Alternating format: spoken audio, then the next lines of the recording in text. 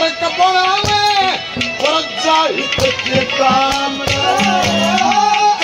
दिले और भारत देश का जग में ऊंचा नाम करे चले ईश्वर भक्ति रोजाना सुबह शाम करे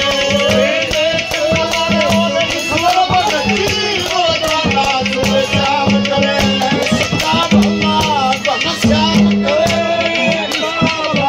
घनश्याम करे भारत पास सरकार में सभा के अलकावासी खड़े हुए सरकार में दादा कुमार बोतल की बैठे थे इंतजार में अरे सभा के अलकावासी खड़े हुए सरकार में।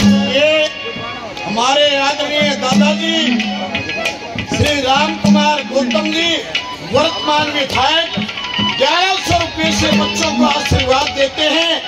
हम दिल की गहराइयों से इनका धन्यवाद करते हैं, चरणों में नतमस्तक होते हैं, धन्यवाद।